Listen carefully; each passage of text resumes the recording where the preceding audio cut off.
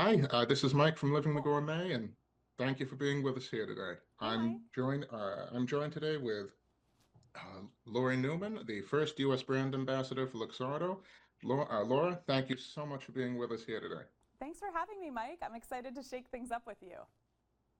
Thank you, thank you. So, first off, I understand that this is completely new. You just happened in April. So, how's the new role? Oh my gosh, I mean, it's my dream job. Are you kidding? I get to chat with cool people and make cocktails. Do what you love and you never work a day in your life, I guess. Okay. And So we're talking summer entertaining 101. So for somebody who might not have, a bar set up at home or who might only have like, maybe three or four bottles on hand, hmm like what's your tip for making this easy, making them as professional as possible while at home? Well, I'm not, of course, not going to suggest drinks that are hard for you to make. I've got you covered. So, one of my favorite things to do is to get one bottle and then think of a bunch of different recipes that you can make with it.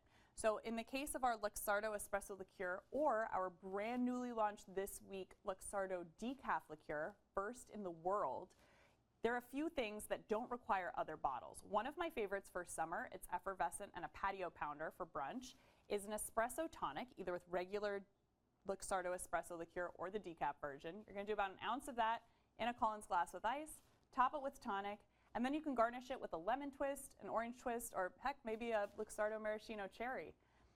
In addition to that, espresso martinis might look intimidating because of the foam, but super easy to make. You're just going to need some cold brew or espresso, a bottle of vodka, and some espresso liqueur. I'm using our brand new decaf liqueur for mine today. You're going to add equal parts to a shaker tin with ice. Give it a good shake. Bonus points, you don't have to go to the gym because you're getting a great arm workout. And then strain that into a martini glass. I like to garnish mine with coffee beans. However, if, for example, you don't have espresso or cold brew at home, talking easy at home entertaining, all of the complexity is in the bottle with this espresso liqueur. It's made using a process that is similar to pulling a shot of espresso. So there's plenty of flavor in there. You can do equal parts of that with vodka and shake it up, and you've got a super simple espresso martini at home. And is this one of the drinks that's like trending for summer? Like Oh my if I gosh, want to look yes. like I really know what I'm doing, like I'm really with the in crowd, what am I making? Mike, if you want to look super cool this summer, I would say anything with coffee is trending really hard. The espresso martini Okay. is the #1 cocktail in the United States, not going anywhere. And then we're also seeing it pop up in spritzy serves, just like the espresso tonic that I talked about, or putting it in a classic cocktail. Just adding a quarter to a half ounce of this to something like, in my case, a Negroni, really elevates the flavor and stays on trend. Your guests will think that you too might be a national brand ambassador. Well, that looks absolutely delicious. Now, do you have any tips for like um, entertaining at home? Like if I want to, maybe set this up, if I want to make it really pop, but again, maybe I don't have anything that's, you know, like I don't have that kind of setup at home. You know, what do I want to do if I want to make it really pop, but I still want to keep it maybe effortless? To make it effortless, and Mike, I am with you. I'm all about working smarter, not harder. I love to Yes. pre-batch a cocktail like an espresso martini ahead of time. So like I said, equal parts vodka, coffee or espresso, and espresso liqueur. Put that in a pitcher, throw it in the fridge, pull it out when your guests get in. First of all, no one is ever upset to be greeted with a pitcher of espresso martinis. But then you can have your guests actually pour that into their own shaker tin, shake it up, and have their own bartending moment while you sit back and actually enjoy your party. Now, a freezer door martini, batch martini.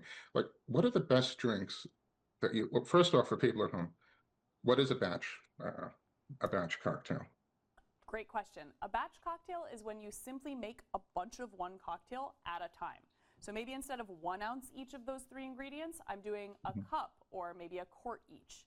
That way I have them all prepared ahead of time. It's the same math, you're just multiplying it out. And again, with an equal parts drink, it's pretty foolproof. And what does Luxardo like?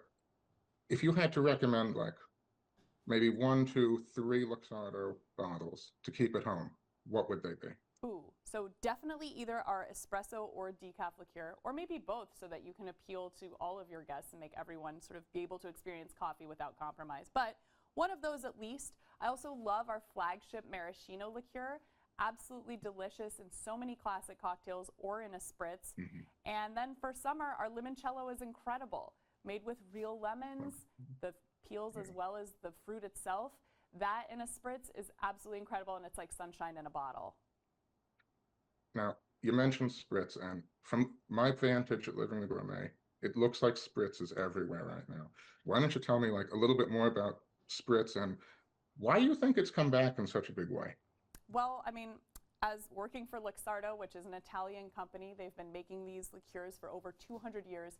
Spritzes are in their blood.